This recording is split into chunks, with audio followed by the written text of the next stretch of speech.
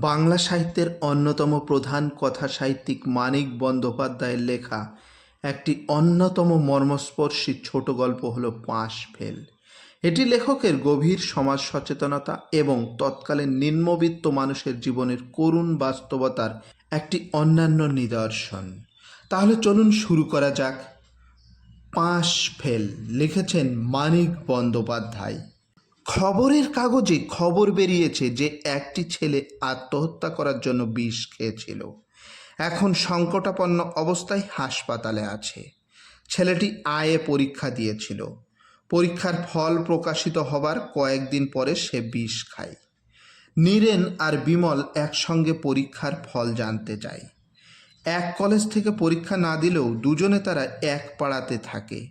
Matric তারা দিয়েছিল এক স্কুল থেকেই। এক কলেজে দুজনের সিট পায়নি।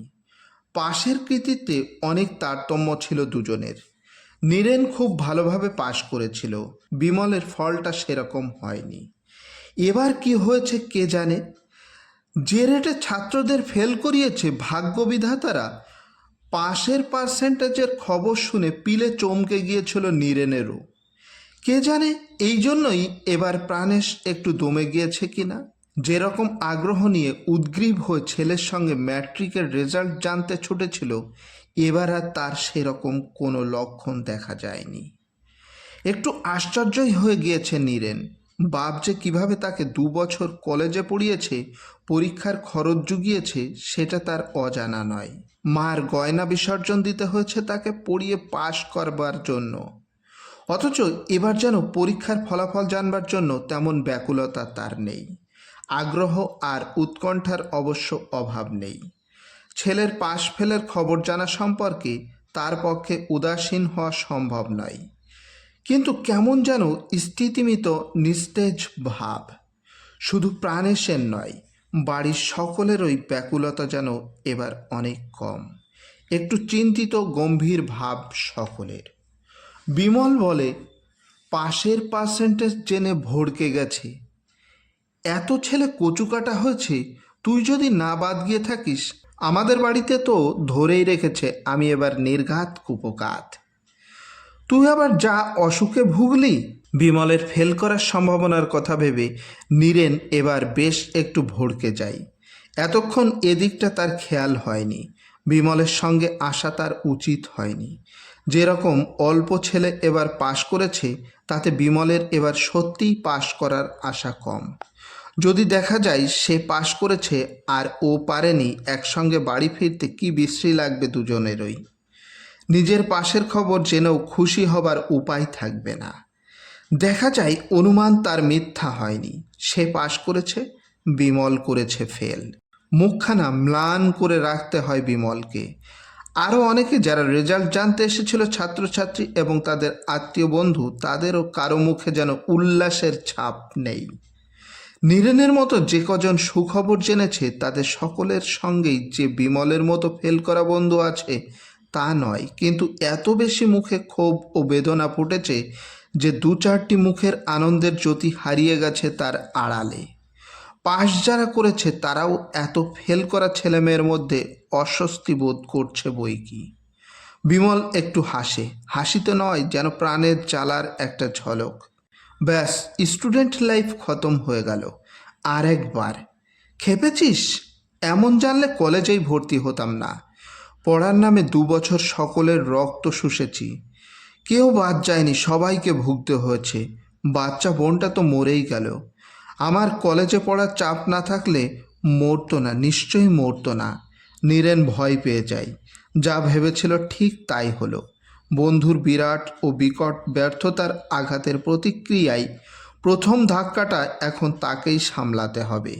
সে কাতরভাবে বলে, এতটা বাড়াস নে ভাই, এত ছেলে তো ফেল করেছে, একবার ফেল করলে কি হয়? পড়াশোনার জন্মের মতো খতম হয়। 2 বছর সকলের আর নিজের প্রাণপাত কষ্ট মাঠে মারা যায়। পাশ করলে পড়লাম, কোনো দিকে তাকাতাম না। রাত্রে বাবা ঘুমন কিনা, মার হার্ট ক্ষয় হচ্ছে কিনা, ভাই বোনেরা খেতে পারছে কিনা, কিছু চেয়ে দেখতাম না। কিন্তু এত করেও যখন ফেল করেছি, এ তামাশার মধ্যে আমি আর নেই। বিমলের বাড়িটা আগে পড়ে। বাড়ির কাছাকাছি এসে বলে, মরিবাচি করে বাবা আর একটা চান্স আমায় দেবেন। নিজেই হয়তো বলবেন, এত টাকা গেল, সময় গেল, এনার্জি গেল, আর একটা বছর চেষ্টা করেই দেখো, নইলে তো সবটাই লোকসান।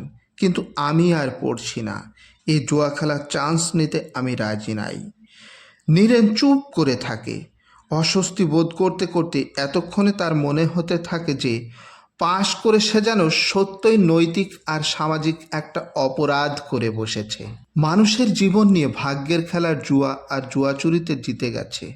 বাড়ির সামনে এসে বিমল বলে, 1 মিনিটের জন্য আয়, খবরটা জানিয়ে যা। না ভাই, আজ নয়। কিন্তু বিমল একরকম জোর করে নীরেনকে বাড়িতে ধরে নিয়ে যায়।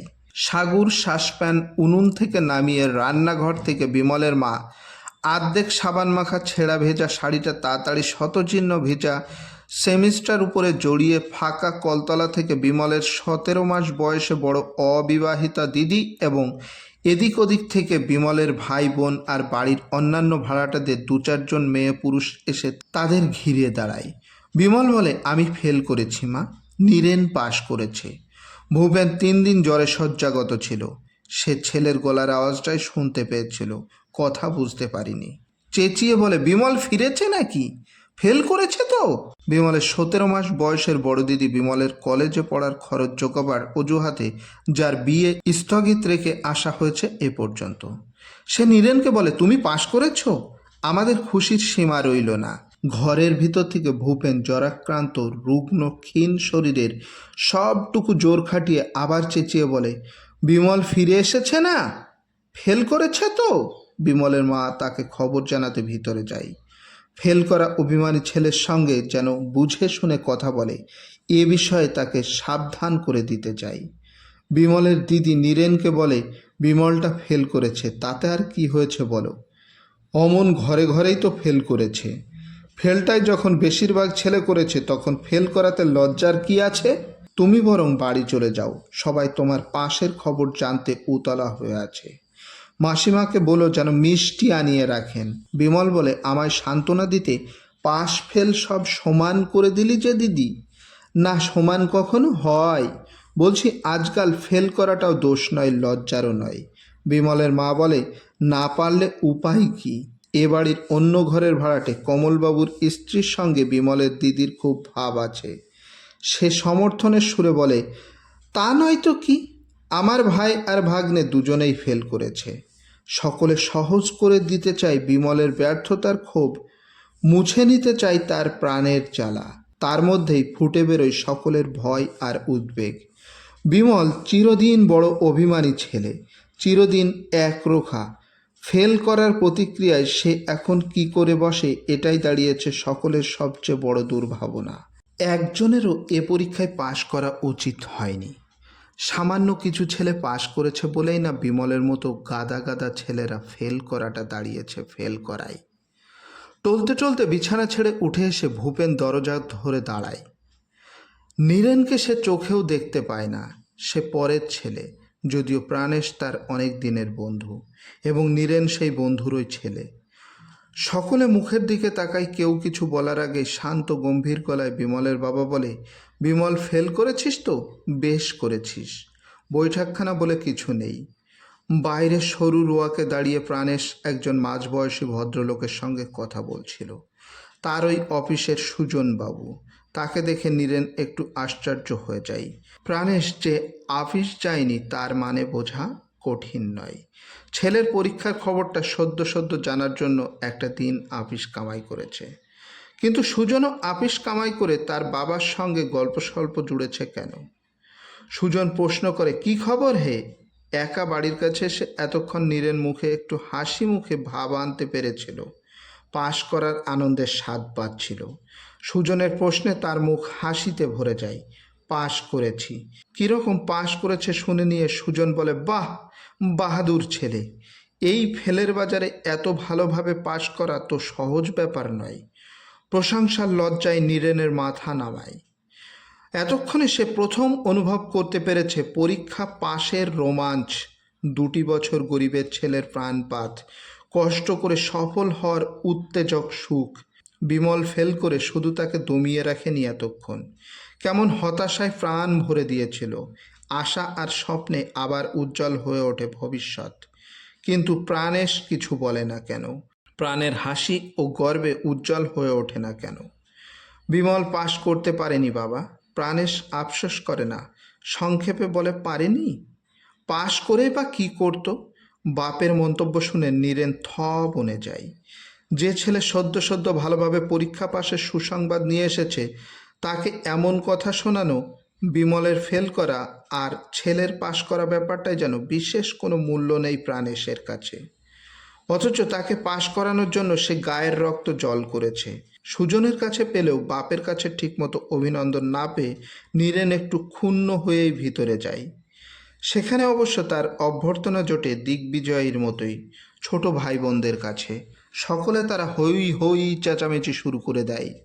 13 বছরের বোন রেখা উঠোনে গিয়ে চেঁচিয়ে উপরতলায় খবর পাঠিয়ে দেয়, বকুলদি, ও বকুলদি, দাদা পাশ করেছে। 1 মিনিটের মধ্যে উপরতলার ভাড়াটে দীনেশের মেয়ে বকুল নেমে আসে। এবার সে ম্যাট্রিক দিয়েছে। হাসি মুখে হাতটা নীরেনের দিকে বাড়িয়ে বলে, ছুঁয়ে দাও, পাশের ছোঁয়া লাগিয়ে দাও। ছোঁয়া লেগে আমিও যদি উতরে যাই। মা এতক্ষণ কথা বলেনি। তার মুখের হাসি আর চোখের গর্বভরা চাউনিতেই নীরেনের প্রাণ ভরে গিয়েছিল। তবু সে অনুযোগ দিয়ে বলে, তুমি তো কিছু বললে না মা। কি আবার বলবো? আমি জানতাম তুই পাশ করবি। আমার গয়না ধার নিয়েছিস, পাশ করে শোধ দিবি না? সকলের সামনে তার গয়না বিক্রির কথা বলায় নীরেন ক্ষুব্ধ হয়। সত্য সত্যই একদিন সে কি শোধ দেবে না মায়ের গয়না? নিজের ভবিষ্যৎ গড়ে নিতে পারলে মায়ের সুখের ব্যবস্থা করবে না সকলের আগে? আজকের বিশেষ দিনটাতেও গয়না দিতে হওয়ার কথাটা মা পর্যন্ত ভুলতে পারে না। যেটুকু আনন্দ আর উত্তেজনা জেগেছিল বাড়িতে তার পাশ করার খবরে, এত কষ্টে তাকে পাশ করানোর জন্যে কত তাড়াতাড়ি সেটা ঝিমিয়ে নিস্তেজ হয়ে এসে একেবারে ফুরিয়ে যায়। নীরেন ভেবেছিল প্রাণেশ ভেতরে এলে তার ভবিষ্যৎ নিয়ে একচোট জল্পনা কল্পনা চলবে। কিন্তু প্রাণেশ ঘরে এসে শটান বিছানায় শুয়ে পড়ে।